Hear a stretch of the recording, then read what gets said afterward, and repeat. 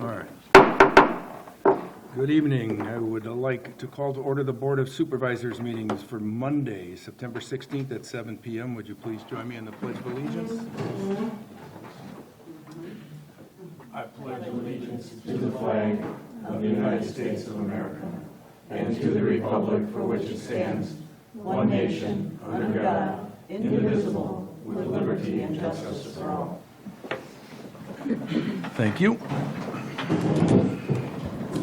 Ms. Flock, will you do a roll call to establish a quorum? Supervisor Linda Waite. Here. Supervisor Jeannie Vogel.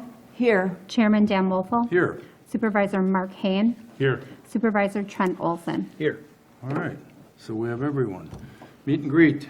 So, let's make this interesting. We'll start with Hugh. Good evening, I'm Hugh Zevil, 3986 Glidden Drive, and District 14, Council Supervisor. Craig Nellis, 4216 Highway 57, Sevastopol. Cool. Dick Wiseman, Country View Road. So today, being Highway 42, Dale Vogel, I'm a county supervisor, and 4693 Windermere Drive. Lisa Berry, Town of Jacksonport, and here with the school. Cool. Tasha Ross, 5868 Sugar Ridge, and I'm here with Sevastopol. Andy Anderson, Superintendent, Sevastopol Schools. John Zachariason, Lockport Trail. Jeff Pepper, Whitefish Bay Road. Jeff Lang, Whitefish Bay Road. Anthony Quinn, 3821 Acre Road.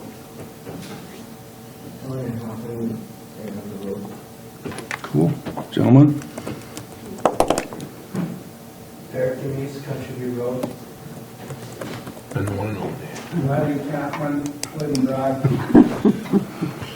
Well, welcome. I wasn't expecting an actor to join us. I thought he had passed, but apparently Anthony's back. 92. Left behind a wife and 3-year-old son. There you go. All right, well, thanks. Public participation. If someone has something on their mind that's not on our agenda, now would be your chance to express yourself. Anyone? No one. All right. Oh, I'm sorry. apparently there's a audio problem still. 7:03 p.m. Can you hear us now? No. Dan's not on, Derek. Not up high enough. All right. Oh, now we're getting feedback. Test. All right. How about, I can hear it fine on the screen, so I don't know.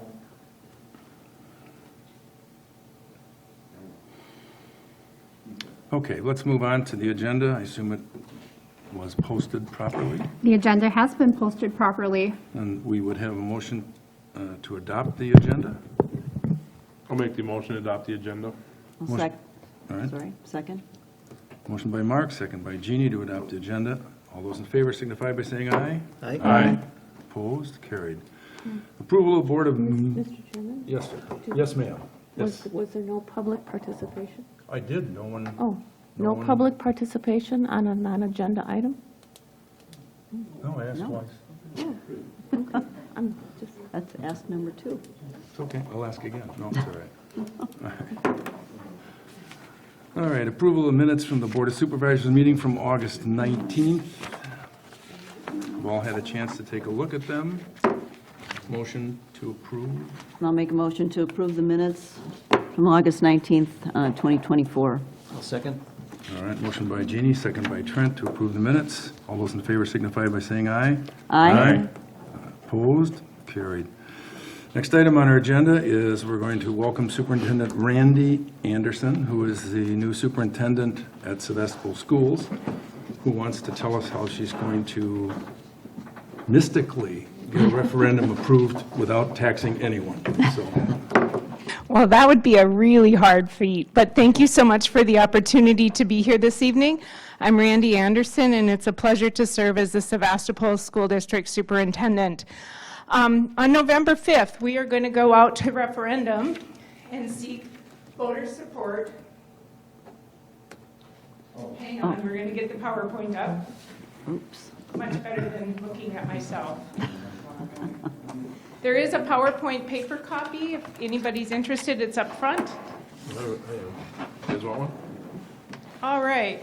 So one of the things before we get started is I want to share a brief video with you around Wisconsin's finances. Wisconsin state is one of the most complicated states when it comes to educational finance.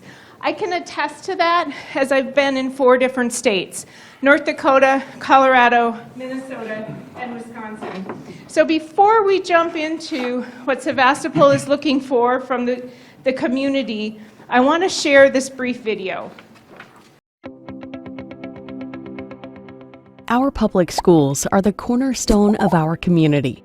The education and opportunities we provide for students today shape their futures and ours. Schools, like any organization, need money to operate. But in Wisconsin, funding the needs of our schools has been a growing challenge.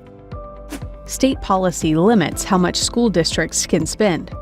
The vast majority of school funding comes from a combination of state dollars and local property taxes. It's called the revenue limit, and it acts as a cap per student that school districts can spend each year. Even if school costs go above this level, schools can't spend any more than this limit. From 1994 to 2009, these revenue caps were adjusted for inflation, which meant they helped schools keep up with ongoing needs. But since 2010, the resources districts need to survive have fallen farther and farther behind the basic costs to operate our schools. By the end of 2025, the revenue limit will have fallen more than $3,300 per student behind inflation. With a district of 1,000 students, that's a decrease of more than $3 million. What's more, each district has a different revenue cap, and these caps are not tied to the needs of the students or the costs to the schools that serve them. Our job as a school district is to make sure all of our students have access to the exceptional educational opportunities we provide, no matter what their needs when they walk through our doors. But state funding falls short of what it costs to meet the specific needs of many of our students. When that happens, we have to use money from our general fund to cover the difference, which means taking dollars from other important needs. The largest portion of our budget goes towards staffing. Our people are the heart of our schools. Without enough educators who instruct, support, and inspire learning, schools can't provide the lessons, programs, and opportunities our students deserve. Other important budget items include curriculum, technology, transportation, operations, and maintenance. School districts work hard to balance their budgets, yet resources for schools have been shrinking year after year since 2010. With costs growing so much faster than funding, districts are always looking for ways to trim costs and work smarter, like deferring needed school maintenance, cutting programs, reducing staff, and many other strategies. But schools can only cut so much before they start to harm educational opportunities for their students. To maintain class sizes, keep up with rising costs, take care of school buildings, and protect high-quality instruction, many districts have turned to their community to help fill the state-imposed funding gap. Since the arrival of revenue limits, over 80% of school districts have done so by asking local voters to raise their caps through an operating referendum. Most have used the option multiple times. Our children don't have time to wait for state policymakers to fix the school funding system. By putting the needs of our students first, we are investing in their potential and the future of our whole community. Strong schools make strong communities where families want to move and stay. Learn more about school finance in Wisconsin by visiting our websites.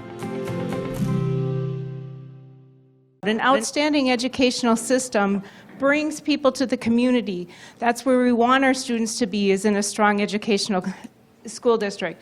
The second piece that I want to point out is Sevastopol is an anomaly in the state of Wisconsin. And the reason that it's an anomaly is you saw the cups. You saw the green and the blue cups with an equal representation being filled in. Unfortunately, Sevastopol receives minimal state dollars. Less than $4,000 a year comes from the state. So the majority of the school district budget, which is approximately $12 million, comes from the local taxpayers and state and federal aid. So with that,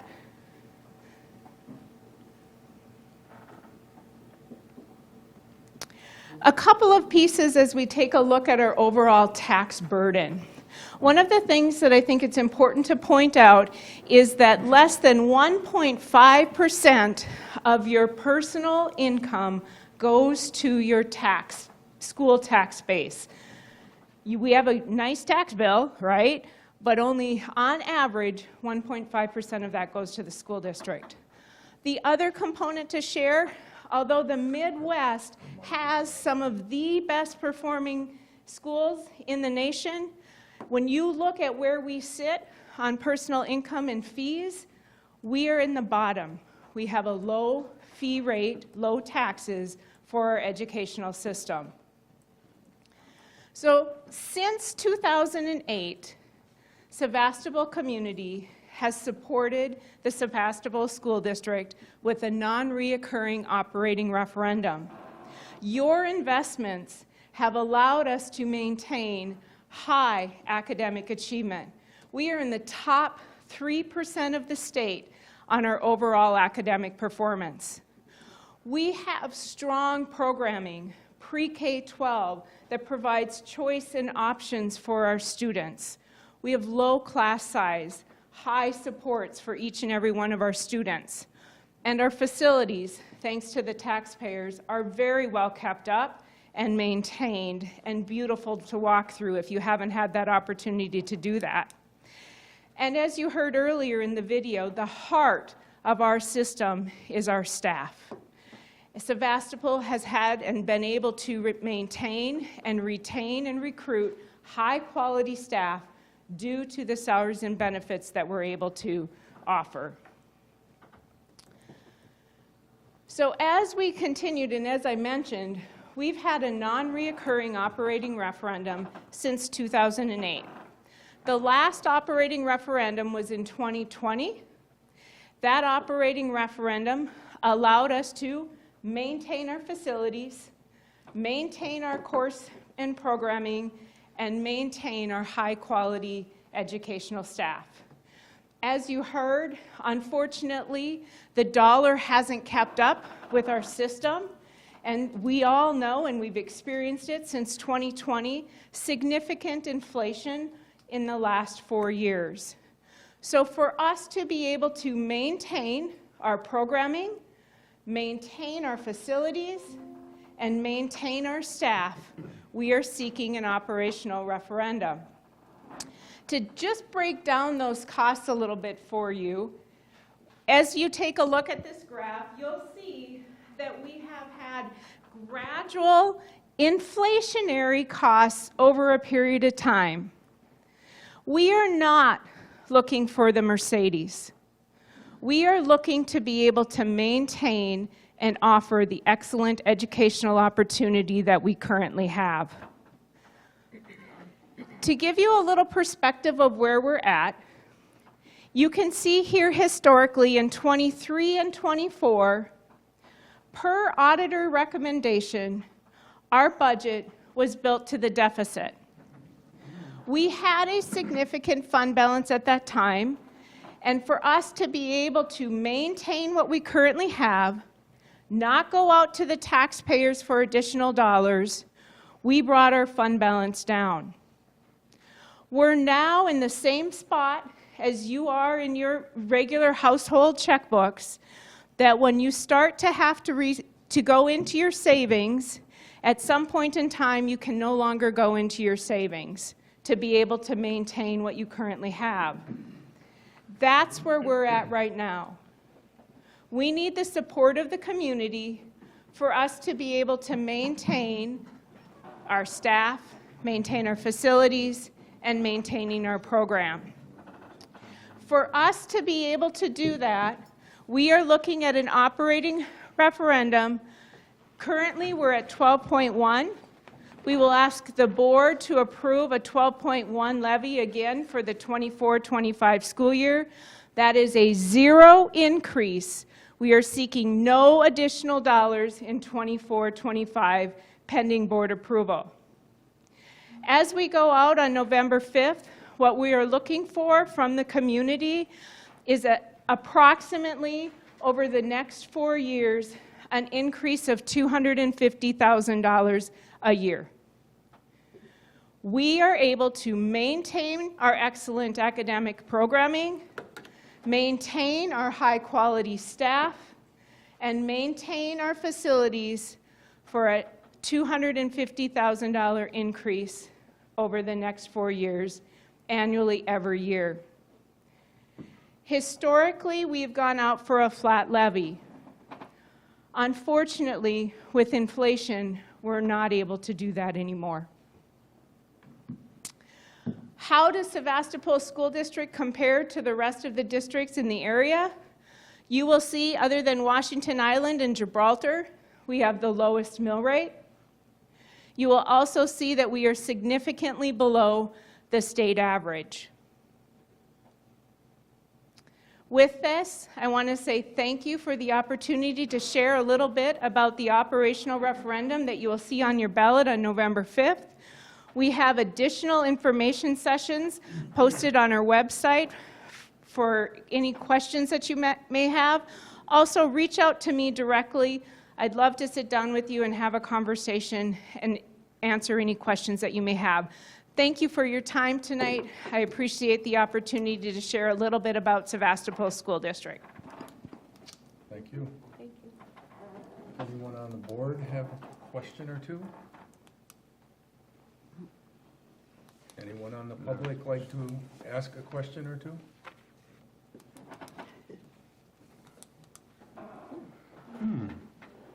Should be interesting.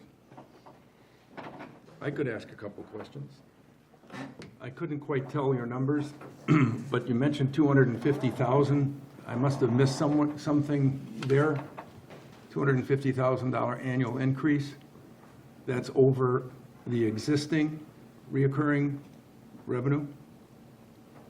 So but you're currently at 2.5 million. Yep, that's a really great question, and thank you for bringing it up. So it's really important to take a look at the overall levy. So in 2023, the school district levied $12.1 million. In 2024, the school district levied $12.1 million. We had the ability to levy $12.1 million, which allowed us to do debt defeasance. Debt defeasance allows us to levy additional dollars, and we were able to pay down our building debt. So in 23 and 24, we were able to levy additional dollars, which you will see in the September board meeting. We will be paying off our debt early from our building and saving over $1 million in interest. So the levy has a very small increase. What we won't be able to do is that debt defeasance to pay that debt off earlier than what we already are. I do have a question, actually. So I've been hearing multiple stories, I guess, explanations. Basically, this referendum is just for operating expenses and stuff like that. Now, I've been hearing that you guys want to build a new gym. That's not part of this referendum. Because people are saying that this money is so you can buy a new gym. I think if that's something that needs to be clear to the public, I think, this is kind of the time to do it, or maybe do a public thing in the newspaper, because people are getting the two things mixed up. Great question, and thank you for bringing that clarity. There was conversation prior to my arrival in the spring about adding a third gym to Sevastopol to meet the needs that we currently have in the district. That has been completely tabled at this point in time. This non-reoccurring operating referendum is strictly for staff to maintain our buildings. We do have, part of our buildings are 1960s. We have some roof repairs that need to be done, some HVAC components that need to be done, and then overall maintenance of our buildings, along with recruiting staff. It does not and will not be used for a third gym. So thank you so much for bringing that up and bringing that clarity to the community. Question two. You said for HVAC and everything else, and the new school is built on to Sevastopol. Wasn't part of that HVAC and everything, wasn't all that stuff upgraded at one time? So- When that was stuff that was done, you're saying? So part of it was, but there was parts that were not, that are now coming to end of life, that are being built into our 10-year long-range facility plan. I mean, can I just get some clarification on, I mean, obviously, I know Lisa and you guys tried to make everything as open as possible, especially with the new building and stuff. But when it came to the, now, I guess the oldest section, the high school part, or the old high school part, is that where the HVAC stuff is being taken care of? I mean, is that, was that not incorporated, I guess? I'm just curious. So sorry, do you want to go ahead? I guess, yeah. We did do some work in the 1965 edition with upgrading the HVAC system about, as part of a performance contract, I'm going to say maybe close to 10 years ago, okay? I think one thing, too, to realize is that this referendum is also carrying our new school payment. We are paying for the new school through this referendum. It's added $1.7 million for the new school is also included in our operation budget. Wouldn't that have been included, Dick, initially when you borrowed the money in the first place? Wasn't that anticipated to happen? Yeah, but it's a line item. You want to take that? Yeah. So the new debt payment is part of the overall levy. Then the referendum is an additional piece that will go towards operating costs. One of the things in response to the HVAC question and that kind of stuff, the HVAC pieces that we're looking to replace, some of them are 1991. And while that doesn't sound super old, that is 30 years old at this point. Those are at the end of their useful life. So, 5 or 30. I would add one other comment to your, gladly, one other comment to your effort, and I'm going to guess that you're aware of this, but obviously our town of Sevastopol just underwent a complete reassessment, which will have an impact on everyone to varying degrees. And in addition to that, the town will be borrowing funds for the expansion of broadband throughout our community. So I think in the end, the taxpayer may not be as excited to add one more cost to what we would expect. So in response to that, I would say that the school has been very conscientious about the fact that the town of Sevastopol is experiencing a reassessment and that the taxpayers and residents of that municipality likely will have some volatility in their assessed value. While we've been conscious of that, we also have been looking at a levy that is flat. We are going from 12.1 million to 12.1 million for the 24-25 school year. So we are not looking or asking for $1 more next year than we did the year before. The year after that, we're looking for a modest increase of $250,000 a year for 4 years.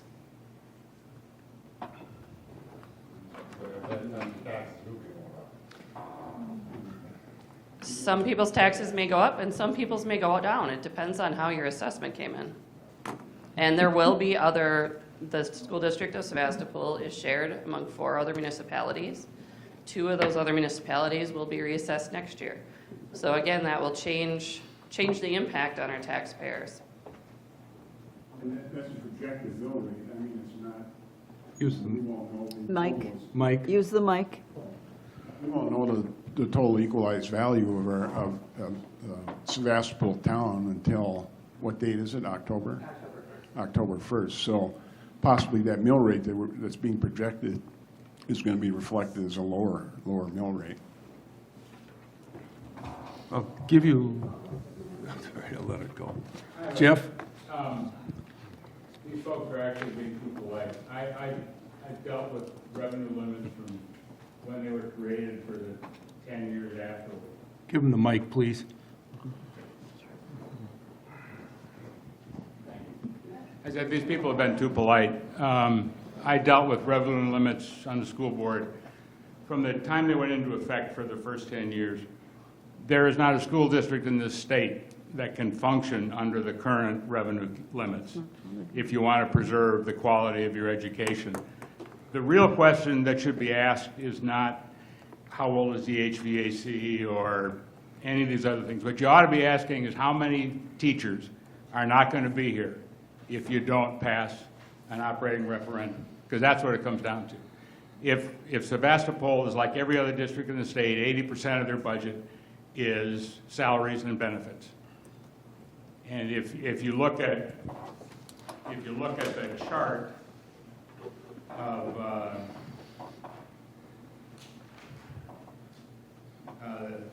Fund 10 revenue and expenditures, you can see the way they are chewing up their fund balance. And the only thing you can do is start to lay off people. That's the only way you can save money or deal with decreased revenue.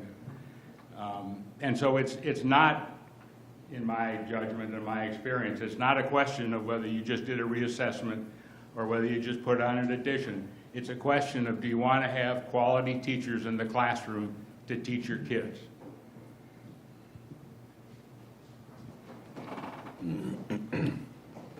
Anyone else having anything? Otherwise, we're going to, all right, last question.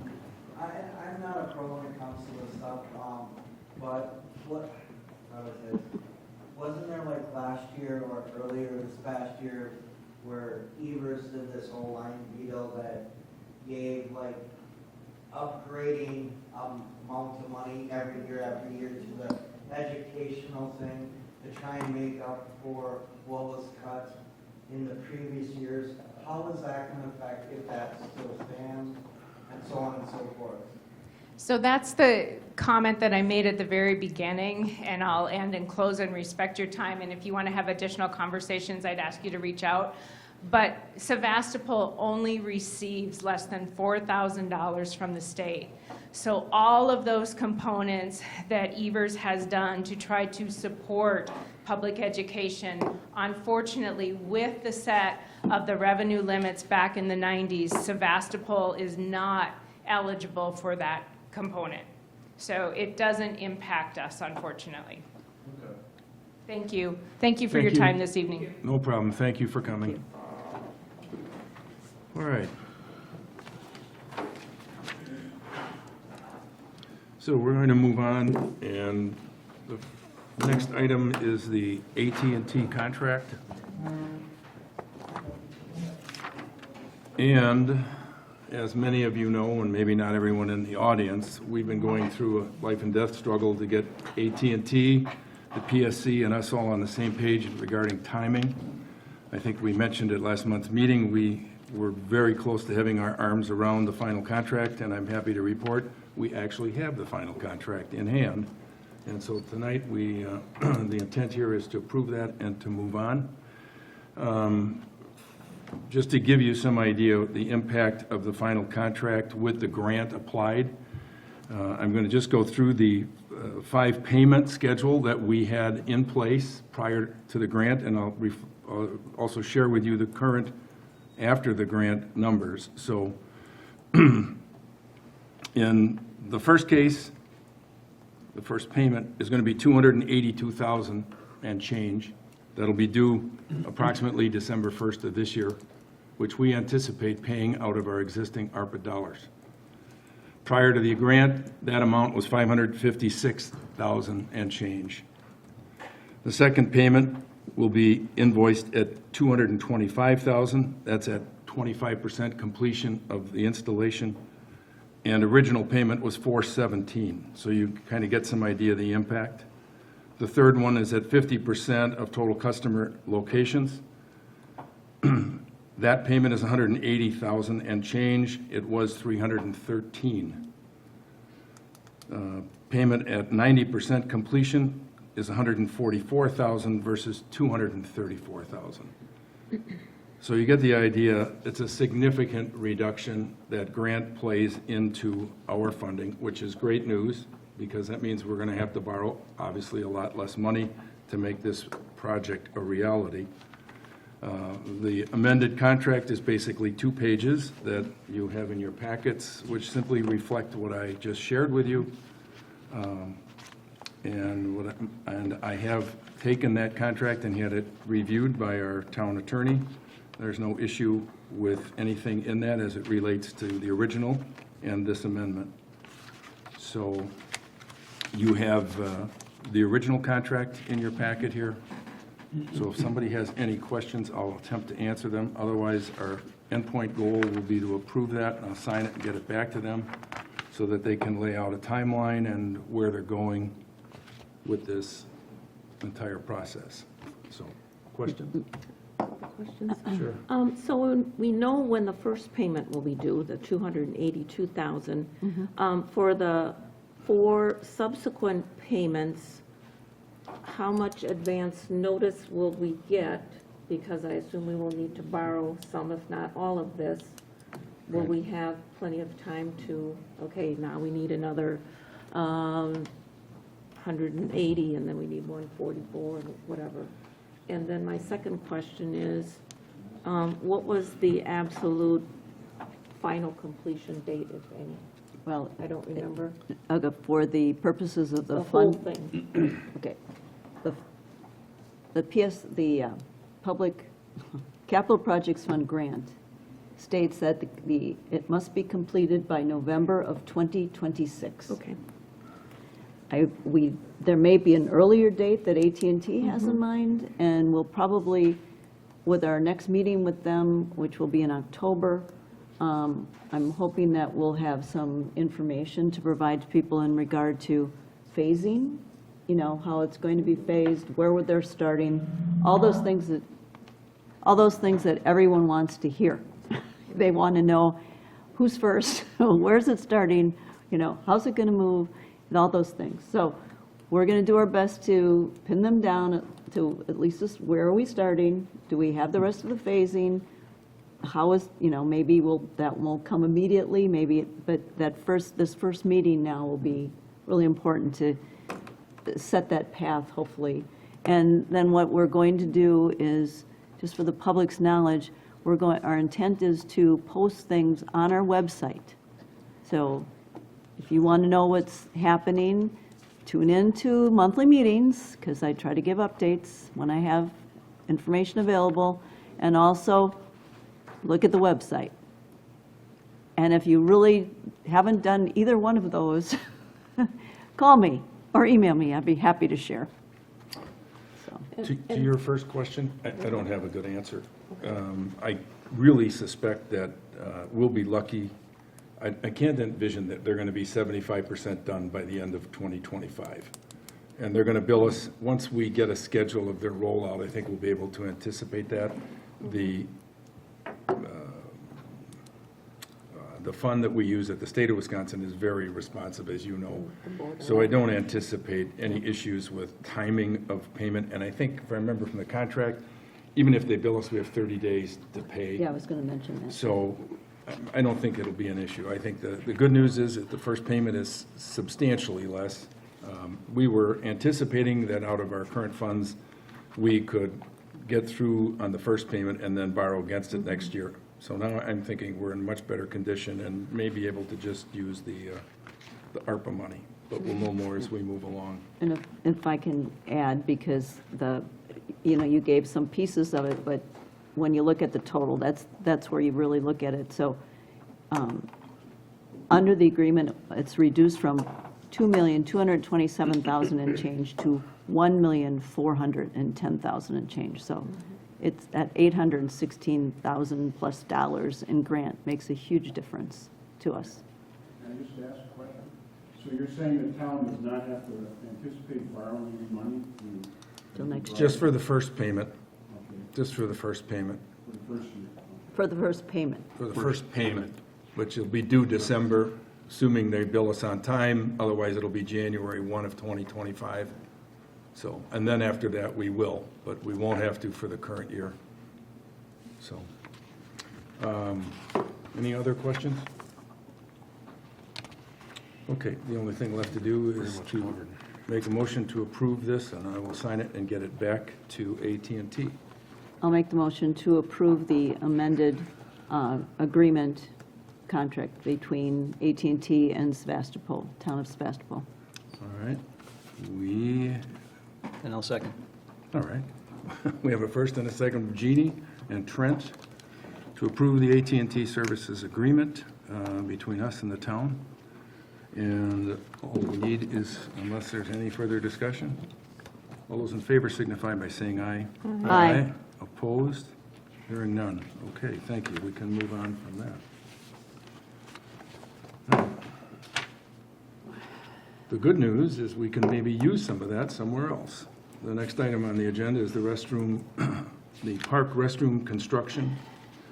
And you have in your packet a bid summary document that we got. We had 5 bidders with the help of Henry Isaacson and a spec writer. We put together a spec that went out, 14 different companies. We had 5 people that came and responded, RJM Construction, Zeise, SMA, Immel, and Portside. As for the benefit of those listening, the base bids, RJM was $312,000, Zeise was $333,000, SMA was $327,000, and Immel Construction was $351,000. Portside came in at $274,956. We also bid an alternate, and you have the original design that was provided to us, which was our base starting point, and you have an alternate design. And you have a summary page on funding, and I'll just take a minute and go through that. So the town budgeted $125,000 for this project over the last couple of years. We received a grant from Destination Sturgeon Bay of $10,000. We also received a grant from the Door County, Destination Door County through the foundation grant and Raybrook of $120,000. And we received private donations in the amount of $4,125. So cash in hand, we have $259,125 towards this project. Our out-of-pocket expenses were for the spec writer, $3,500, the structural engineer who did the design for $1,050, for a total of $4,050. There were no costs associated with the design from Henry Isaacson, and we are deeply in debt to that man for his efforts. And by the way, he did design this town hall, just so you have some little background. So what I've done here is put together 2 scenarios. One is the original design, and the original design basically has the window dormers that has a little different look, a little nicer appearance in my opinion, and some natural light that would go into the restroom. And the alternate simply eliminates those dormers and any natural light, and that's pretty plain to see on the second sheet. Otherwise, the side elevations, floor print, everything else is identical. So the only thing we're changing here is the roof line. That's it, which attributes, that's where the bulk of the cost is.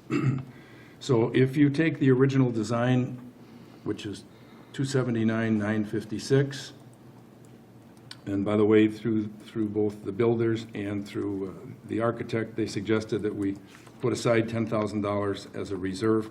They don't anticipate that we would use it, but that's their recommendation, so I've taken that. So if we go with the original design, we have a budget shortfall of $34,800 approximately. If we take the alternate design, which is $259,000, and the reserve, we have a budget shortfall of $12,956. So when I leave in your, let me just add to that. A couple other things that the reserve will pick up to is there is some winter construction, so we're responsible for providing the heat for that. The project start would be October, finished February 15th. We're also responsible for providing snow plowing for the parking lot so they can get in and out. Excuse me. The seasonal turning on and off of the water as they progress depending on their timing. So we may have to go through that shutdown and restart, shut down again. And of course, any change orders on something that we didn't anticipate, or, who knows what that might amount to. So back in your hands is the decision, do we go with the original design or the alternate? And then approval to spend the necessary monies to make the project happen. And in anticipation of your supporting that, we have the building and zoning permits in hand. So they could start tomorrow morning if they wanted. Do we need Questions? to formally accept the bids? Well, We indirectly. do this in the park. Oh, we did this in a, you mean, we didn't do it in Formally a park. accept the bids, We can do that. well, unless you took care of it in the park and rec meeting. No, we did not do it in the park and rec meeting. So we could do that as a step. Oh, do you want a motion? Sure. Okay, I would move that we accept the, was it 5? Okay, the bids from RJM, Zize, SMA, Immel Construction, and Portside as outlined in our packet. Sevastopol Ballpark bathroom bids submitted to us. All right, we have a motion from Linda. Second. Second by Jeannie to approve and to accept the bids. Any further discussion? All those in favor signify by saying aye. Aye. Opposed? Okay, carried, thank you. All right. With that accomplished, so what is your feeling on design A or B, original or alternate? What direction, okay, so looking at the design with the windows, Faces the concession stand. faces the Well, it's, Faces in. east, it says east. East. To me, that's that way. Well, east is, Towards The the playground. playground? Yep. Towards the playground. it's running So- north and south. So it'd be the- facing. So you would have a lot of light in the morning. So the front of the building faces the playground. we originally had it going the other way, but after discussion, we reversed it. And it is marked on the field over there, if you hadn't already seen it. It's just a little bit to the left of the state of Wisconsin flagpole. You're in the parking lot. Right. Did the park and rec committee have an opinion one way or the other if the windows, I see they're frosted. To me, that's just another thing to clean, but, Well, the one, And the it's way one up high? thing, the one thing with the windows, so by building code, if it's, the building is occupied, lights have to be on. So you're gonna get natural light, but the lights are always on if the building is occupied. You have an occupancy sensor in the ceiling, lights are on. So it looks not gonna be dark. nice, spider webs, everything, I mean, like, it does look nicer, it's gonna make it, give it a little pizzazz, but the other thing, it's also facing not the road. Right. So, the reason why we turned it is, we were gonna have a ramp coming from the parking lot and try to connect, so it's all connected. We have the trails going through the park, from the ball fields, the blacktop going to the concession stand. We're gonna try to connect all that, but it just wasn't feasible to actually have all that. We couldn't afford it, plain and simple, connecting everything and putting the sidewalks all the way around, so. We do have a sidewalk that will come off of the restroom over to the corner of the concession stand, so. that was our goal, to be totally ADA Well, compliant, yeah, accessible by okay. everyone, from the parking lot, from any area. in the And we park. also run into an issue with slope off the parking lot. So that was the other part of it. Do we, I'm sorry. Yeah, go ahead. Do we have an idea, we're talking about a future concession stand, right? No? No, we're not? No, we're- No? The concession stand staying where it is, just a remodel. But I mean a remodel, refurbish. so it would, the concession stand, there's a plan for it to kind of look like the plan very is to similar? reside. Yep, Yeah, the siding's gonna all match, so it's gonna match the concession stand, these new bathrooms, and the 4 dugouts that are at the park. They'll all have the same color siding, all be Okay. cohesive. so some stone, Stone, that kind of thing? yeah, Okay. dress it up a little So the roof line of the concession stand then would be similar to the the alternate design of the, The roof line would not change on the concession stand. Yeah, But I think. but it's that's- similar to it's gonna the be similar, yes. design Yeah, of, yeah. Not a of gamble or the something alternate completely. plan. Yeah, Yes. yeah, you're saying, so it's not two totally different looking Right. buildings, it'll be very, So you yes. have two buildings then that will look very similar. Yeah. To me, that's aesthetically pleasing, and it also saves the town some dollars. Yes. So, all right. Sure. Okay, I noticed that, well, all of the bids included 10% or 13% additional inflation happens, yeah. factor, which is not unusual. I think all the contractors are doing it, but we have to be careful because that could mean another $25,000, $30,000. No, that is add-ons, change Yeah, orders. change orders. So it's a change order, so if it costs, say we upgrade a door, and the door's cost is $200, they're gonna tack on 10% for the change order, so it'll be $220. It's not an inflation factor. So, Okay. I know, Just so it's- that's clear, because it is a very common practice, have that another question. inflation factor. no, that's okay, Okay. that's their markup additional, yes. Another question. I feel like I'm in a sandwich. Okay, I have a thing about, I personally have a thing about doors, okay? So, Okay, yeah, there will be doors. I mean, attractive doors. So, is there a way of this, the door not look, putting something on the door so it's just not this flat-looking panel door? I have absolutely Without no recollection, much but the cost? doors will be sideways inside.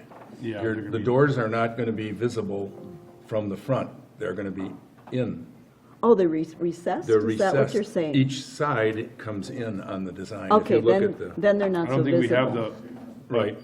Okay. we don't have that view. I don't have that view, I wasn't aware. Yeah, so if you look, Jeannie, Oh, because of, no, that's So right. this is a family bathroom here, and then Yeah. you'll actually come in. So that's open, and then there's the doors? Yep. Ah, Yep. You will Got not, it. you'll see the door as you approach it. so I but don't it's have to not look at visible. it. You don't have to, Okay, we'll good. put out it's a beauty door. Actually, that's not even the right side. Okay, it's your turn, Linda. Okay. Just like I'm in the sandwich here. I'm sorry, I'm all out of questions, right now, anyway. Mark, any questions? Trent? No. All right. Just to follow up, so to your comment on the concession stand, the hope is that the park committee will take on the siding of the concession stand. The upgrades to the interior are not in the plan, not at this time, some point in the future. But right now, it's an appearance thing Okay, to go along with the new. all right. So, and if you don't approve this or the monies, then we'll build a building, we just won't have any urinals or toilets. Then it'll be There was a it'll be a lot next of, year's Funny plan. guy. there was a lot of excitement last night at the CLAA fall, whatever, fling, whatever they had, when they heard that we were getting rid of, or updating and cleaning up the bathrooms. Because, they're showing their age. Oh, yes. There hasn't really been anything done to them since they were built. Fresh coat of paint here and there, and that's, so, it's gonna be a huge improvement. So do you need a motion, Mr. Chairman? Well, we need to decide, do you want to go with the original or the alternate? And that can be in the same motion if you care to, it's not a problem. Or you can do it as two separates or whichever. Actually, one implies that if you're going to approve the funding shortfall, that would say it's the original design or the alternate, however. Well, is there any more discussion? Otherwise, I'll make a motion. Okay. I don't know that anyone else, My motion would be to accept Portside's bid of doing the alternate design. And I'd second that.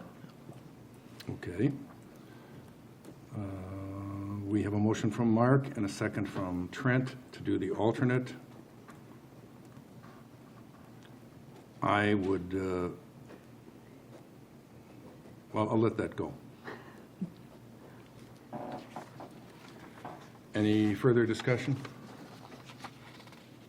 All right, otherwise, so we're going to do the alternate design and the funding shortfall of approximately $13,000 incorporated with that, correct? Yes. All right, so all those in favor signify by saying aye. Aye. All right. Aye, aye, aye. Motion approved. Good enough. All right, thank you. By the way, if you really want the bid, want to see them all, we didn't bother, but all the detail Amy has on file. All right.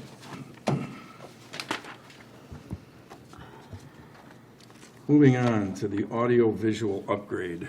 I'm going to give this over to Jeannie to talk about, but this would be part 2 of what our long-term plan is, which is moving a little ahead of schedule. So Jeannie, you want to Yeah. talk to that? Thank you, Mr. Chairman. So my committee met both on October 28th, or August 28th, and recently September 11th. We discussed, we had several things on the agenda, but one was to discuss the audio-visual upgrade. So we discussed further upgrades to the audio system as well as visual upgrades. The results of this discussion are as follows. The committee decided to recommend that we update the 6 board mics to improve sound quality and capture the range of voices, which has been a frequent problem because we are not speaking directly into the mics. So the new mics will pick up sound even when you're away from the mics, because they're new and advanced, okay? With a cost of less than $4,000 for the 6 mics. The other upgrades to the public mics, which was on the second phase of audio, was decided not to do, but to put that on hold into the future. There are adequate funds of over $13,000 in the capital projects fund available in the '24 budget. The committee felt that an expenditure of less than $13,000, our bid is $12,282.13 to upgrade the visual, would be prudent and dollars well spent. Roger from Northern Sound and Video said that with the implementation of this new equipment, one person should be able to stream and record without assistance. We will determine that as time goes on, if this is approved.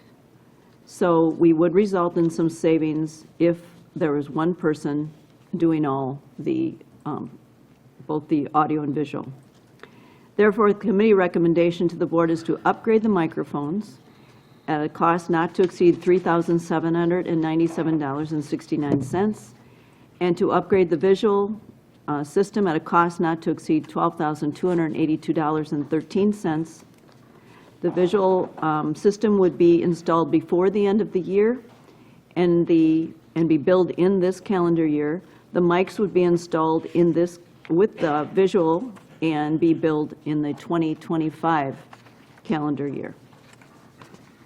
I might add that we didn't get into all the detail, but the Right. gist of this change is to install remote-operated cameras up in the corner so that it can be operated by one person with a joystick. There'll be two Cameras, right. And the elimination of the units that you see here and much of that hardware will be moved off.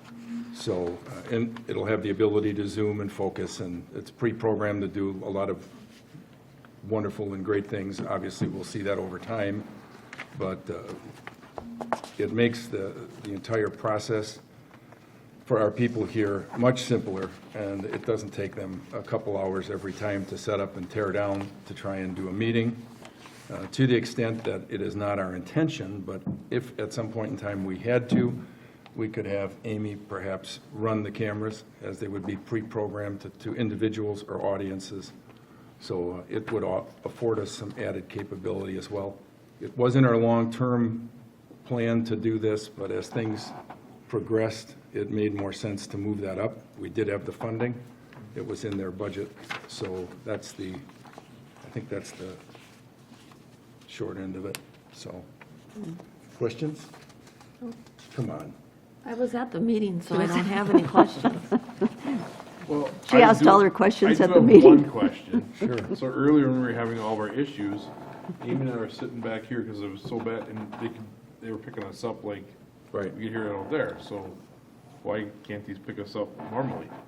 Well, there's obviously some issue that needs to be refined as came up over the weekend, but the focus of the microphone upgrade by itself, the other part is strictly the video. Yeah, I know that part, Okay. but I'm saying like, we're literally sitting back there. And But we shouldn't have had It that should, happen. yeah. That's not supposed to be. Oh, they're the not focus. supposed to work that good? That makes no sense. No, these were tweaked. The idea of those new microphones is they're kind of like a spot. They will travel back, so if you're in here, it will pick you up clearly versus. I think the you're water. missing my point, though. I mean, literally. I hear you. They're sitting, Amy and I are sitting back here, and I could hear and all the speakers out there.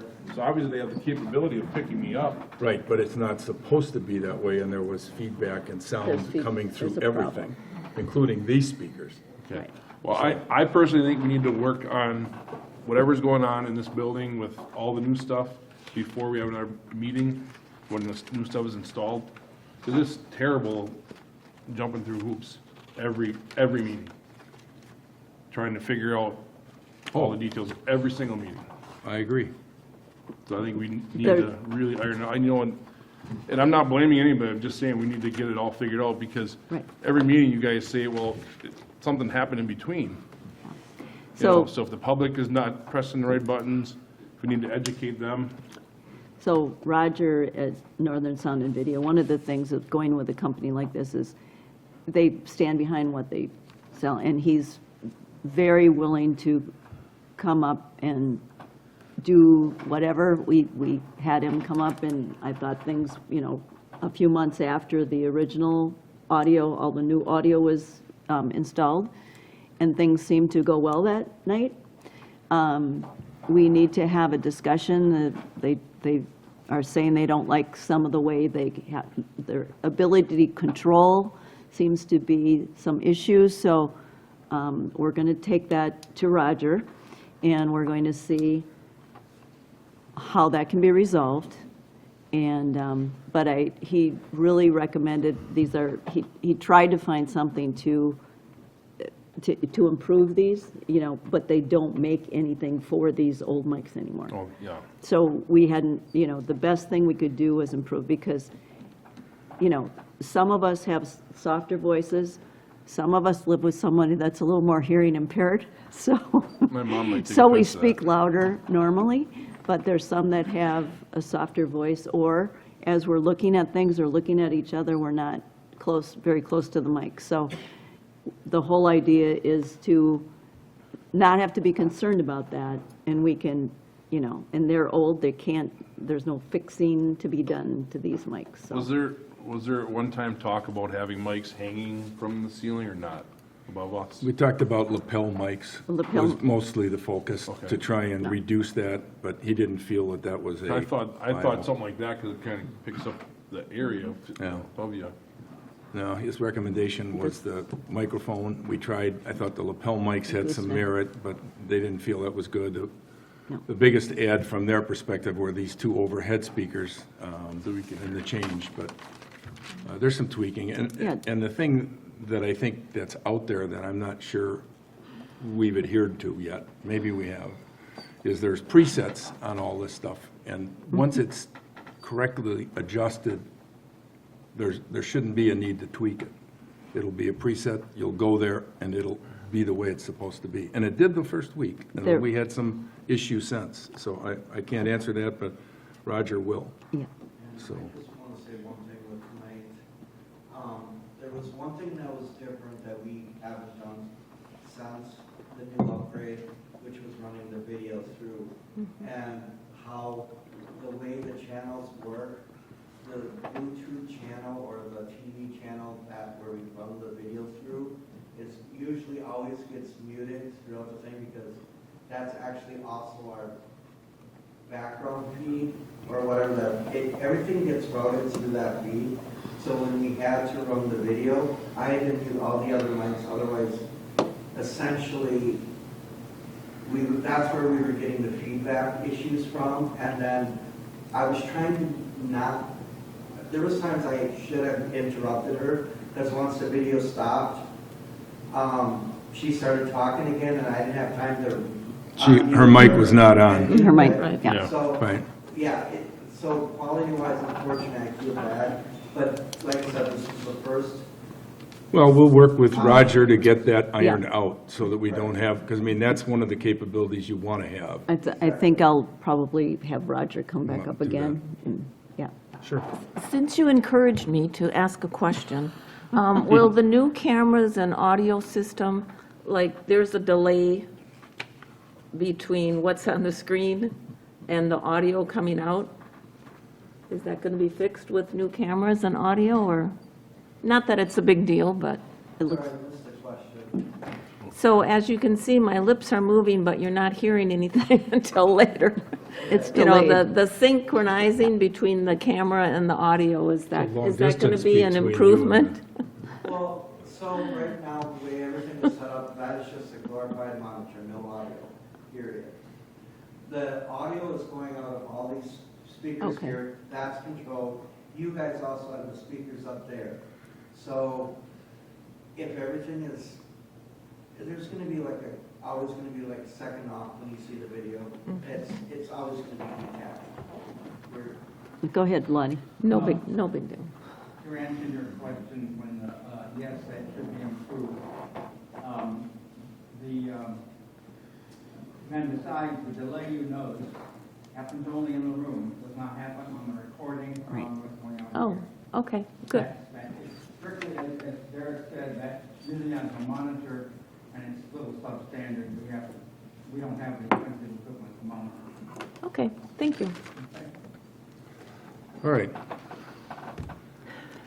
So, So This is your project. would you like to hear a You- motion? I think you should probably make a motion.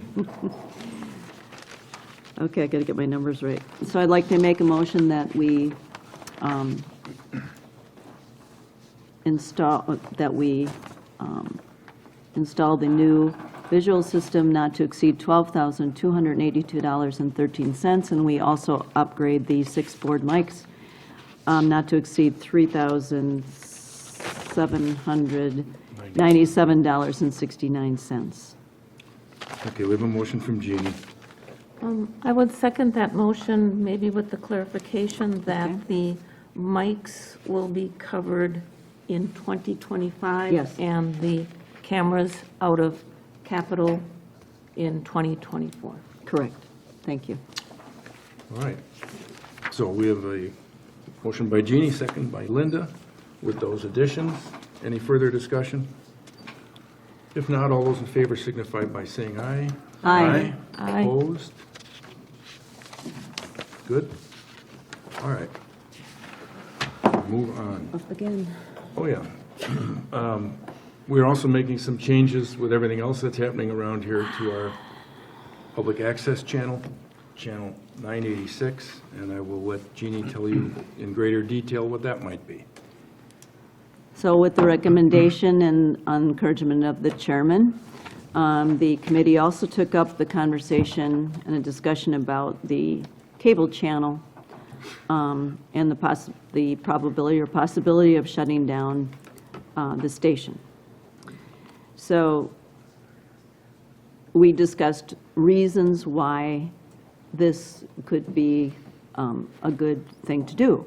So one, I reference back to the 2019 survey that was sent out in the tax bills, which the respondents indicated very few people at that time were watching the cable channel. And the, I don't know if that's changed very much. It's also, remember, it's only available to those that do have charter spectrum, which is not our whole community. Most of that is only available along our coastlines. So also charter spectrum is also, they've refused to upgrade our service. So the picture is not high def. By shutting this down, we would migrate people to the Sevastopol YouTube channel, which has better quality and high def. It would be available to everyone that has an internet connection. The cost savings would be approximately $72.42 a month, which is what we now pay charter. The town pays charter for that. So that would be a savings of close to $900 a year. So Laddie would continue to put content on the YouTube channel for viewers' enjoyment. And also with future implementation of AT&T, we anticipate a reduction in Charter subscribers. We're encouraging the focus to be on migrating to the Sevastopol YouTube channel. The media room would be cleared of all the unnecessary equipment, therefore, and offer more space and eliminate crowding, so the space possibly could be used for more storage. The franchise fee of approximately $36,000 that we receive would be continued to be paid to the town. Closing down the station would not affect the franchise fee. We could, so we would possibly put something streaming across the screen for the channel, possibly a QR code that would migrate them to the YouTube channel. We would also run a notification that says that the proposed end date would be November 1st, and include my phone number and/or email for any questions, so that the clerk it's not something that our clerk should have to deal with, and nor Laddie. So I would take on that responsibility. So if there are any questions? Do we have a contract with them, or can we just We can- cancel whenever we want? We can pull the plug. We've talked about this at various times. Right. The issue is we made a determination a long time ago that we're not making any more investments in that station. Yep.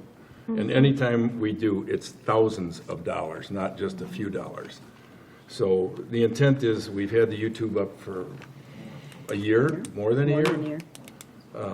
It offers a lot more capability, fast forward, pause, rewind, you can listen to us multiple times. And rather than wait for the catastrophic event where we're just off the air and we can't even tell somebody why we're off the air, we're going to try and make a logical shutdown with a tentative date of November 1st. We'll have directions on how and where to go run it. Jeannie's volunteered to take any calls and explain what's going on.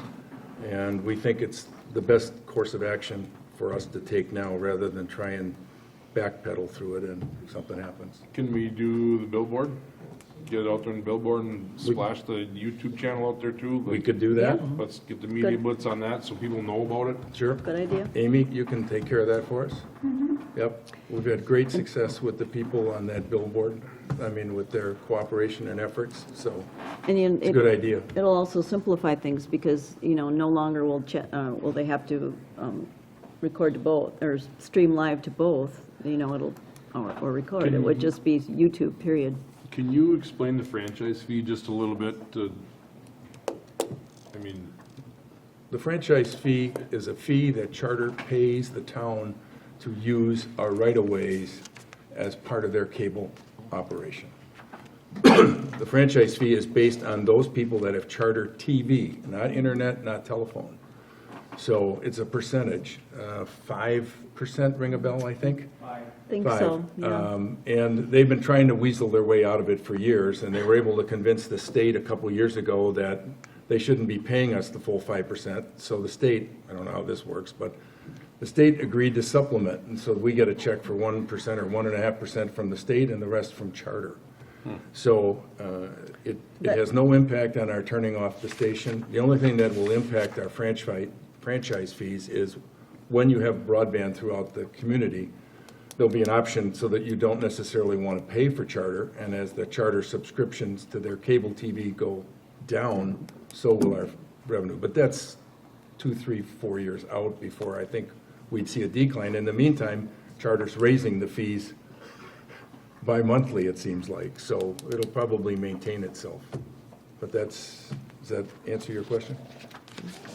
Okay.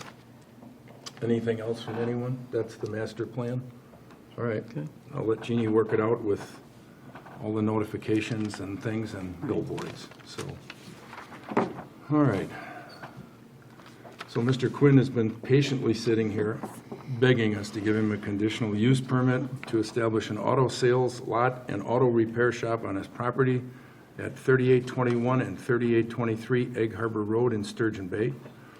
And I will let Linda address this, who took this through the Plan Commission meeting recently. So Linda? Yes, thank you for your patience. So on August 27th, the Sevastopol Plan Commission Committee met to address Mr. Quinn's request for a conditional use permit to establish an automobile sales lot and repair, as our chairman mentioned. The Plan Commission did not have any real problem with it because it was formerly used as that same conditional use. It had a conditional use previously. If that is inactive for, I believe it's 18 months, the conditional use expires. So thus, Mr. Quinn needed to renew that.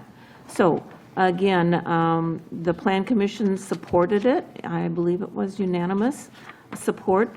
It supports a local business development on a commercially zoned strip. That is our desired area for commercial expansion anyway, so that fits well. And like I said, it was previously used as an auto repair shop, fits with the surrounding area. We did not have any of the neighbors object to the request. We had asked if there would be restroom facilities, and I believe they are already there.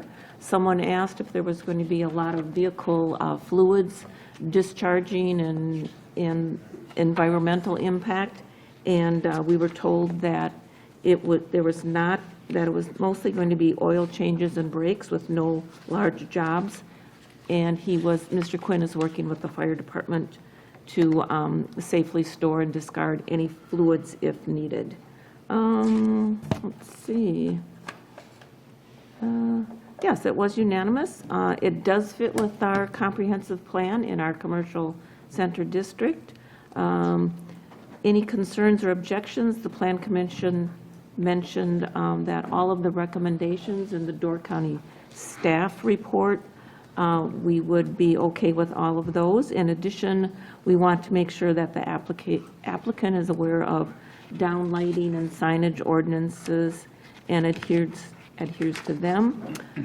It was also confirmed with the applicant there would be no storage outside of the building, as in vehicles, parts, et cetera, et cetera.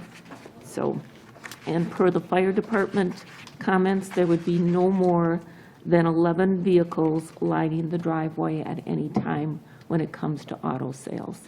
So, Mr. Quinn, I don't think I've missed anything. Did you want to add anything? No, that's about it. Okay, thank you. So our recommendation was to support it. Okay. Board have any questions? I have one, which I believe has been resolved with land use in the fire department, which is no additional businesses being operated in the structure. Nope. And you're Yeah, on board? Shut it down. Okay, My tertiary, yeah, I closed up my business, my tertiary business. all right, Yeah, I shut it all down. all right, because that was the only other thing that I was aware of, so. Anything that you wanted to add before we, I'm gonna be doing budget cars and such. I do a little, not charging, everybody to work on cars are arm and a leg. I'm saying just an arm, you know. So, because a lot of these automotive places, so they you know, they upcharge their parts and stuff. I really hardly have any upcharge on my parts. My labor is pretty reasonable.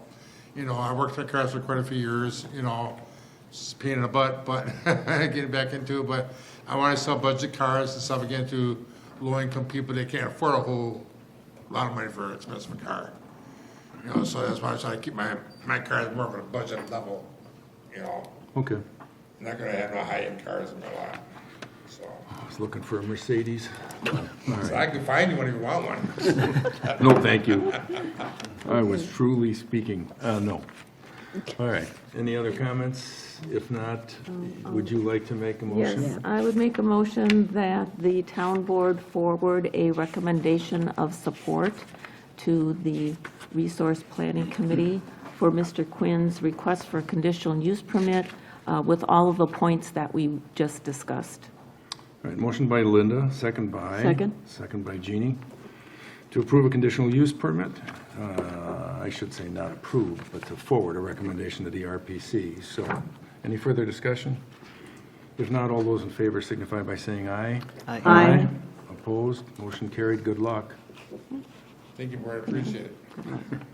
You have to deal with one more person, right? All right. Yeah, that fella to your right. All right, next item is a quick and hopefully simple, easy one, which is we need to move the November meeting date back to its original date of November 18th. I sent that out. Does anyone have a problem moving that date? So you're talking about the regular meeting and the budget hearing? And the budget hearing, correct. Okay. So both meetings, Both meetings, November 18th. yes, Which would be the normal third which would be the normal third Monday. Starting at 6 PM with the budget? or- Is that our normal time? Yep. 6 or For the Yep. special, Yep, Yep, the special. 6. 6. So budget, special, and regular board. Yep, correct. Sure. And do you have the date, September 19th? At 3 PM for your public hearing? Yep, Okay. at the RPC. Okay. Thanks, guys, appreciate it. All right. You're Good night. welcome. I'm sorry, so we're good on the November 18th? Yes. Okay. No, that one was simple and easy. All right, next item is Peterson Road Traffic Survey. Over the course of the last few months, from different board members and/or individuals, we've had requests to reduce the speed on a couple of roads, Peterson being the one that seems to bubble up to the surface most frequently.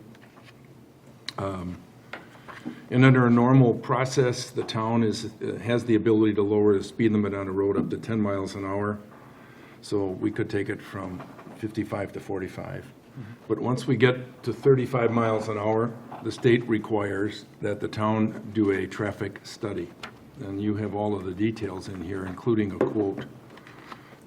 So there's some background from the individuals basically saying, hey, it's a high-traffic area, the road doesn't have a lot of shoulders, we're concerned about traffic in general and speed. So after receiving a couple of those, I went off to the state. Well, I started with that ash and worked my way through to the state to find out that in order to do that, we have to do a traffic study. And in the case of going to 35 miles an hour on a road like that requires a formal traffic study, not one done by the Door County Sheriff, which means that we have to go out and hire someone. So you see in there a quote from a Carrie Ferner at Westwoods. These people do traffic surveys. It's quite detailed and it takes time. And the caveat to this, and this has always been a caveat that has been out there, which is even though they do the study and indicates that it might be the right thing to lower the speed limit, it's still in the state's control because if it turns out that all of the people traveling are within the 85th percentile of the speed limit, the state is not going to approve a reduction. So even though we may decide tonight or we may postpone this to do a traffic study, it will be out of our control until the results are back in, and then we either can or cannot accomplish what they're asking for. I think, this is just my own gut feel, but I think Peterson is used as somewhat of a miniature expressway. I mean, people are, you don't see people traveling down that road slowly. I know when I'm on it, and they come off, and it just seems to be a route into the city that people use, and I think that speed's going to be an issue with the state. But in any case, we have to make up our minds if you want to do this this year, now, or put it on a plan for next year, or whatever. Sorry. Go May I? ahead. Please. That section is currently 45 miles per hour. Right. Yes. So That's the reason we Right. cannot. Go another, so we've already lowered it from 55 for a town road Yeah. to 45. Yes, I've had some emails from some of the neighbors too, and while I was having my oil changed at Mike's Automotive, I did walk that area. It's a very steep ditch on both sides. There's little or no shoulder on both sides. So if there is oncoming traffic, yeah, you have to be really careful because you do need to step off and probably step down. I walk a lot in that area, and I'm very cautious whether traffic is oncoming or coming behind me. If I hear the car, that's why it's a good idea to walk without earbuds. If you're in a heavily traffic area, take your earbuds out. That's right. And pay attention to the traffic.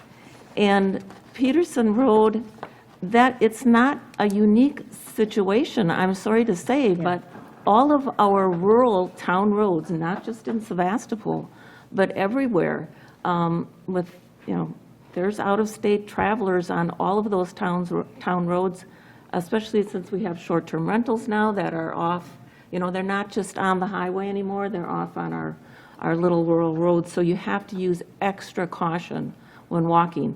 I try to wear either a lime green shirt or an orange vest. I know we have some orange discarded vests in the back room that we could probably give away. And then once people get used, and we've also had a lot of detours this year. So once people get used to a detour, like when the highway was closed or P was closed, hey, this is kind of a nice ride here into Sturgeon Bay. So it now becomes their normal route of traffic instead of a detour. So I sympathize with the neighbors along that route. Yes, people speed. I speed, I'm sorry.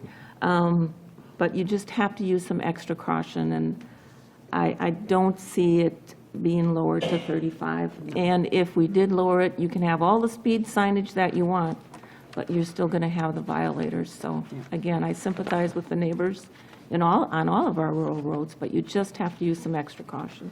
I mean, it's been a consistent problem on Bay Shore Drive. I've had what I was just gonna say. complaints, and, I mean, the concern I would have, I mean, by the way, I've communicated back to all these individuals in writing, explaining the process, so as to set at least the proper expectation.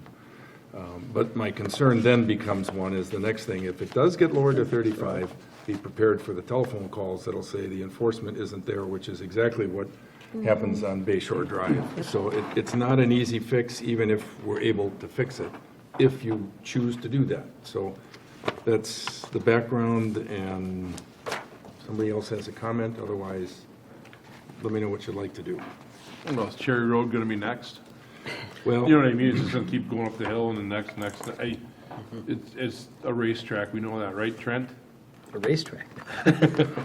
I lived on the corner there for over 10 years, Gordon Peterson, and it blew my mind, the amount of people coming up from south, from Econo that wouldn't even stop at that stop sign. And that's you can't see, I mean, there's an orchard and you can't see, it blew my mind.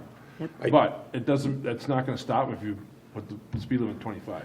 And like Linda said, I don't think we're gonna get them to pass it, drop another 10 miles an hour. yeah, I think if we decide to do this, and depending on the results, obviously, and this position of the state, it would have to, unfortunately, be the answer to the other requests that we're probably going to get, because we're not going to invest $25,000, $30,000 to run, this kind of speed test on all of our different roads. So unless we do on West Whitefish Bay on the real far, eastern side. All right. So what would you like to do? Put it on hold for Yeah. now, I don't. Well, and at this time of the year, besides, by the time you'd order it and get done, it's winter, people will slow down just because of conditions, so. All right. But, and I have experienced, even when you try to drive the speed limit or, within 5 miles an hour, maybe, which is probably a reasonable thing that many people do, someone tailgates you. It's just, I experienced it today going 45, 50, it's about approximately 50 in a 45, and this person was, 2 car lengths behind me. So, and Bay Shore Drive is terrible. I've walked that a lot, and now I wear the vest, because it's like, people slow down. When you see someone walking or biking, it's seconds of time to slow down or even stop if there's a car coming from the opposite way. Wait till they pass and then make a nice sweep around, give us 2 feet or more and go around us, just be aware. Bayshore Drive in other worlds, there's a lot of shade also. So you don't see people as easily. So don't speed like that. It's terrible. Yeah, and from my end, I've lived just off Peterson Road now for 19 years, and I walk dogs on that road a lot, and we've always been very fortunate with people slowing down for you, and that's what I try to do too. So I don't see the need to lower the speed limit from 45, and I can't see justifying the funds for it. Right, so let me propose that we revisit this at the same time we do the road tour next year Yeah. and see what kind of feedback we get, and if it's done, it would be done seasonally, which is probably our biggest problem. So, if you're in agreement with that? All right. Good enough. All right, off to the financial reports. You have the account balances in your packet, budget versus actual for January through August, and you have the transactions list by date for August of this year. And I know that the treasurer, she's the treasurer now, is going to inform us of some significant facts. Yes, we have paid our fourth quarter fire dues to the City of Sturgeon Bay Fire Department this month. We are paying most of the road construction also this month. You probably saw that in the vouchers, bills, and claims. And the 2025 budget work session is scheduled for Wednesday, October 16th at 5:30. All right, thank you. So a motion to approve the financials, put them on file, please. I'll move to approve the financial reports for August 2024 as presented. All right, motion by Linda, second by? Second by Mark. Not hearing any further questions? None? All those in favor signify by saying aye. Aye. Opposed? All right, we're moving on. Approval of vouchers, bills, and claims. I think everybody saw them and had a chance to sign them. That would be for the period August 20th through September 16th of 2024. Motion to approve, please.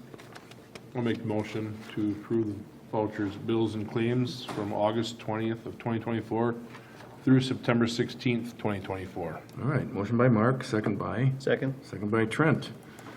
Any further discussion? If not, all those in favor signify by saying aye.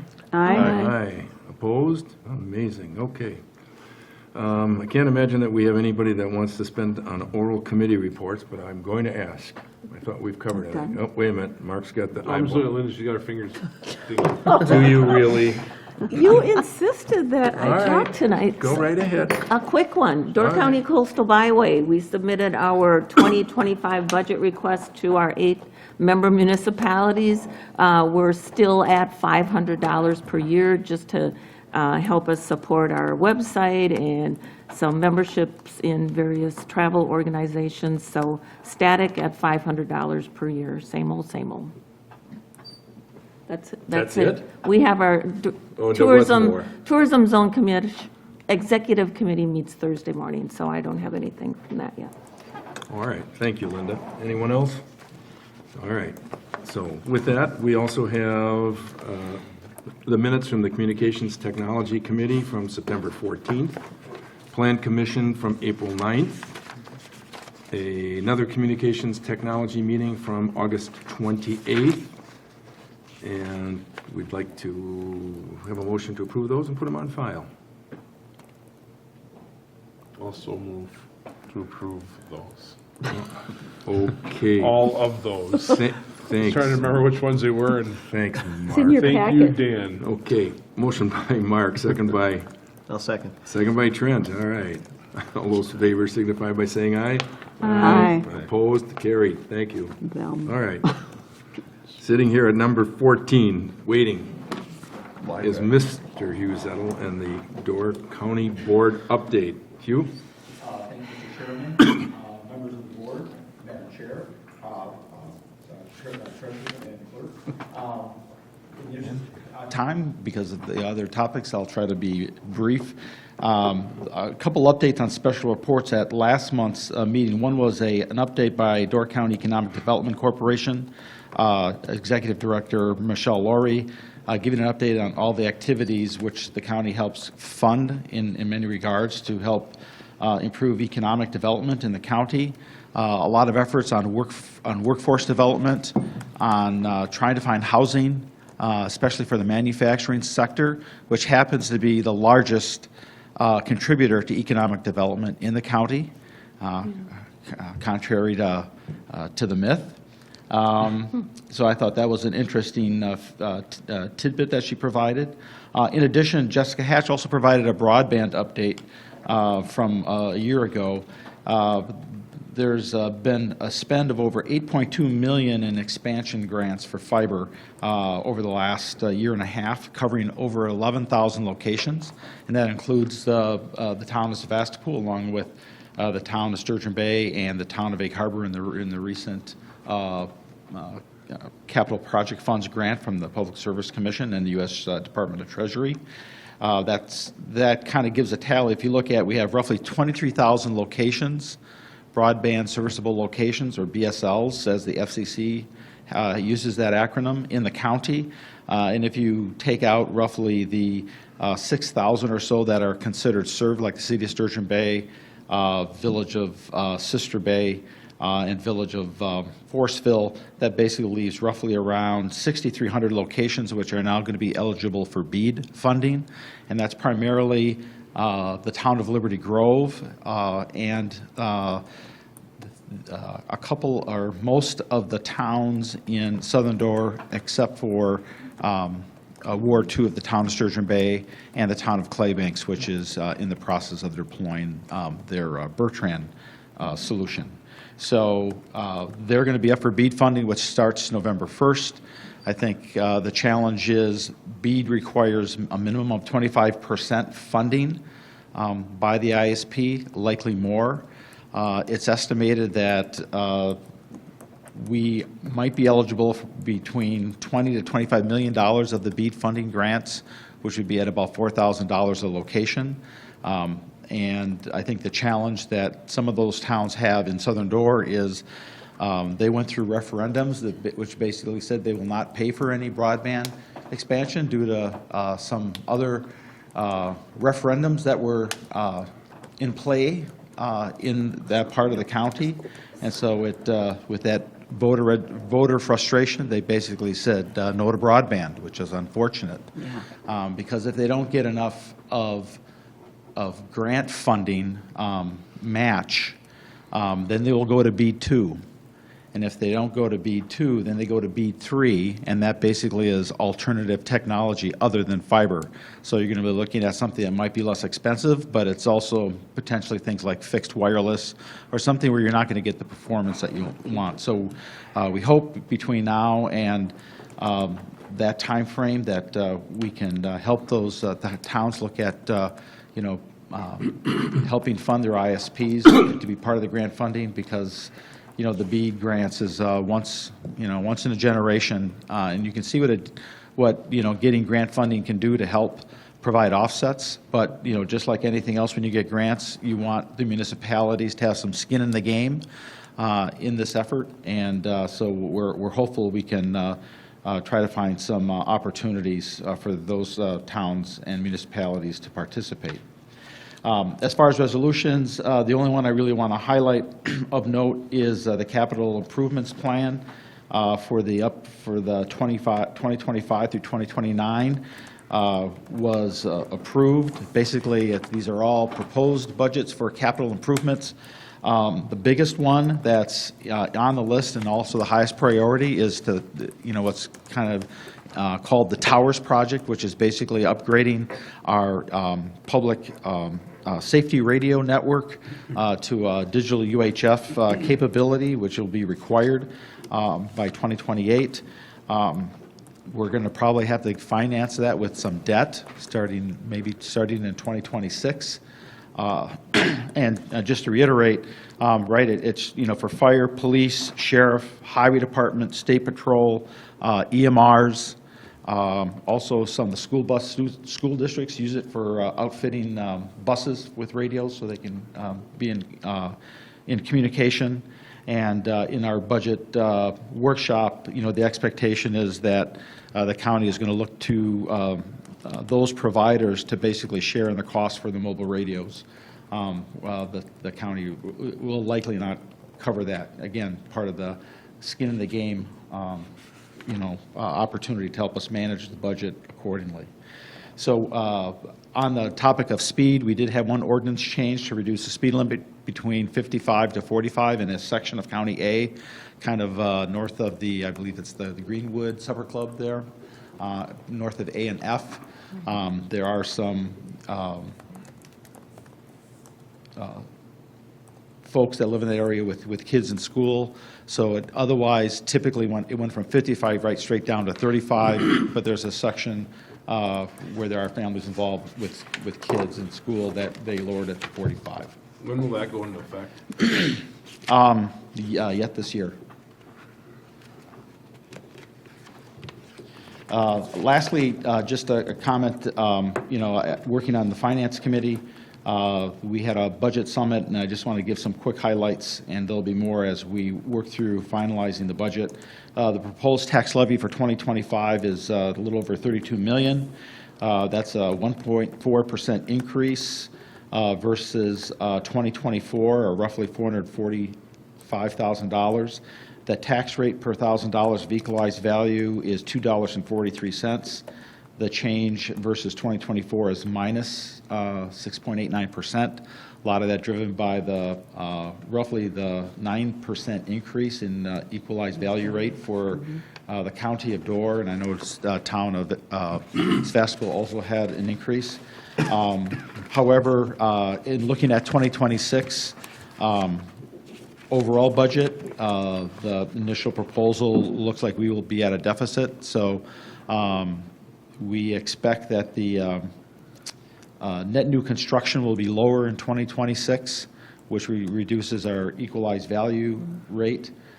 So that's just something to watch out for over the next year or two, since, if your equalized value rate goes up, that gives you some budgetary relief on tax levy. That may not be the case. And so we're very concerned at the county level about 2026 relative to budget. So that's something we're going to be very keen to watch out for. So with that, I'd be happy to answer any questions that you might have. I'm going to guess that Linda has a question, Mr. Zettel? I do. First, You don't have to call on her. You don't have to call on her. Yeah, even though you're over budget, Linda, I'd be happy to answer any question you have. Well, I did notice that, and Jeff Schneckpepper left before I could say that he has been appointed to the Board of Adjustment, taking Mr. Weber, who untimely passed away. As an alternate, I believe, right? Yes. But yes, he is, yes, he. No, Brian Forrest is the alternate. Brian Forrest, yes. Who is also in our town. Yes. So, anyway, I did look at the capital budget for 2025. Substantial amounts for the airport, 7.2 million, and substantial for the administrator, I don't know if that's office upgrades or what, for 1.4 million. So I was just wondering what's going on at the airport and in the administrator's office. The airport, I know there's two projects. One is runway, just like roads, runways have to be replaced. Another one that is there, and I didn't bring the budget book here because I just wanted to provide a summary, but I'm happy to provide you the details in a separate communication as an update. But the other is that they are replacing a lot of the perimeter fence around the airport. As you know, they deal with a lot of deer since they are, they abut, Potawatomi State Park. So that's one of the big major upgrades is fencing. And on the admin, there is an line item in there relative to what's in there on the budget, and I'll double check that and let you know what that is. Email. Yep. Thank you. Yep. Thank you. Anyone else have a question? Unfortunately, I do. Actually, I'm ahead of myself, but since you're hard at it here. As part of our correspondence, I have a copy of the public hearing notice for the Pouts Yes, that you're chairing in October, I think it is. October 3rd. At one point in time, and perhaps Linda might even remember this, we carried with us for years, I think $10,000 for the replacement of a septic system in our town from somebody's that failed, whatever. And I don't remember how many years ago, but at some point in time, we dropped that. Right. Probably captured it, put it in the park, I don't know. But is there a projected cost for this? If you were to take what dollars have been spent over the last year or two, is there a projected cost that would be passed on to the private wastewater, user? Yes, this was also a topic at the budget workshop meeting. The estimate is somewhere around $22 and change, some change roughly, out of the 14,660 plus pouts, and that grows at a rate, I believe, around 100 to 200 a year. And there's some other items that I've talked to the administrator about to get some more information as far as how that is used. Again, as part of the education that was done at the budget summit, that state law that allows that provides the state the ability to allow counties to charge a fee is in conjunction with a state law to protect groundwater.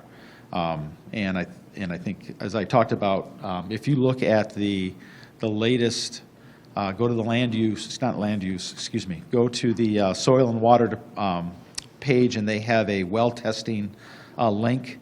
And if you go to their June report from UW Oshkosh and take a look at their fall testing for Door County. Right. And you're going to look at all the caution, the yellow, orange, and red dots. If you look at those just around the town of Sevastopol area, Clark Lake, both shores, there are more of those yellow, orange, and red dots than there is in all of Southern Door County. Just our town. That's bad. Really? Yes. And there are no CAFOs on Bayshore Drive. No.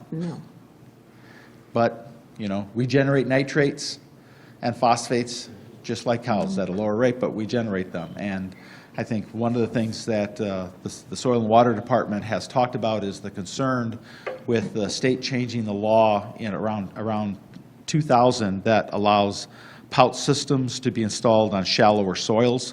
So, you notice driving in areas where there's shallow soils or you're closer bud rack and you wonder how on God's green earth did they allow a mound system to be placed there, right? Because I think the concern is you'd rather have a mound system than a holding tank. That's been kind of the thought process in the last 20 or so years. Are we talking about coliform bacteria? No, nitrates. Yeah, nitrates and phosphates. And so that's where that's the growing concern, obviously, or a growing concern. And so that's one of the things is why this program, the state allows them to charge a fee for that. In full transparency, I've received a lot of feedback as the chair of the RPC committee, of which this will be discussed in the hearing, about pushback from across the county. Well, I have no idea what you were looking at. I didn't know if it was $2 million, $2, No, or what. no, it's roughly $22 for anyone who's got a holding tank or pouts. Okay. Right now, basically, every parcel owner is subsidizing that cost. Right. And it's the administration for every time they get those cards that people fill out for getting their thing every 3 years. It's got to be processed. If there's any issues that they observe, right, then you got to send a sanitarian out to inspect. So it's all that sort of follow-up. So that's all that overhead to manage that. Okay. So we'll hear some more on that. And I think the other thing that I'm going to be investigating is to just provide some more information to the residents so they can know, here's how many failed septics or pouts we've had to deal with, right? Because they just see the waste hauler every 3 years and they say, hey, this is what I'm only going to pay for this amount. I'm not going to pay for the the amount of work it takes for someone to investigate the pouts, to do the inspection, all those other sorts of things on a follow-up when there's potentially a failed system. Or in the instance of where you have all these well tests now that are coming up with high nitrate levels, the soil and water guys can't do that inspection of potential pouts risk, right? That's the sanitarian has to do that, so they got to call, that team in to go out and do the evaluation. So one of the other things is UW Oshkosh has a test that they would like to do work with the county on that can actually help isolate where the nitrates are coming from, right? Is it human? Is it, from fertilizer, et cetera, so that they can narrow it down in scope so that they could do proper investigation to help mitigate, the well water risk. Good. So. Good. I have that on my list too, and I think RPC has talked about this once before, right, about the $22. Not that $22 per tax bill is a big amount, but there are circumstances, and I'm one of them, where we actually share a septic. So that might be common in some of the condominium developments, but Holding no, tank? it's a mound system. But it's a monitored, metered? No, Not metered either. no, we just share a mound system. If it had to Yes, be. there's a lot of multi-use developments that have So when it's. have that when instance. it's- Is it when gonna the be tank is 22 pumped, it's shared cost. Per user? Per Yes, user? yes, I believe so. I can probably or- afford or $22. Per associated unit, so, yes, Thank there'll be you. more to come, a very, very popular topic coming up October 3rd. Okay. Sounds good. Thank you, Hugh. Appreciate it. Appreciate your sticking around to the end here, too. Thank Answer you. our question. All right. Drifting back, we have license and permits. You have a copy of inspection specialists billing for the month. And Amy also has pulled the permits that were issued for the month. So if you're driving around and you have this in your car, you can go, oh, yeah, they do have a permit. Oh, short-term rental? No, Short-term. permits to, Yeah, no, this is permitted for construction. construct, yeah. Right. In correspondence, she has provided you a copy of all the short-term rentals in our town. What's the number, Amy? I believe it's 83. Oh, up to 83. I misrepresented us the other day. Okay. So you can use that if you have somebody that's doing some clandestine renting. This is the opportunity to identify them. I think for the most part, we're right now 100% clear. We don't have any open issues with any of our short-term rentals, which Not is currently, no. which is great. So hopefully nothing proceeds from that. We just talked about the wastewater meeting that's coming up October 3rd with the RPC regarding this. You also have a copy of the pending application for lakeshore erosion. This is one of those after-the-fact permits. And that's everything we have in correspondence. On announcements, the Park and Rec meeting is Wednesday, September 25th at 6 p.m. Board of Review is Thursday, September 26th, 1:30 here at the Town Hall. If you are thinking of coming to the Board of Review, there is paperwork that needs to be completed prior to that event, so please contact either the assessor and/or the town clerk/treasurer. Budget workshop, which I think Amy mentioned, is October 16th. The next Board of Supervisors meeting is Monday, October 21st at 7 p.m. And this will really make our clerk happy. In-person absentee voting begins Tuesday, October 22nd. So, everything, I would ask to be excused from the October 21st board meeting. I am out of town. no. Okay, Okay. all right. I think we can probably get along without. Thank you. Not a problem. All right, that wraps up tonight, so the only thing left would be a motion to adjourn. Motion to adjourn. Motion by Trent, second by? Second. By Mark to adjourn. All those in favor signify by saying aye. Aye. We are adjourned. Thank you.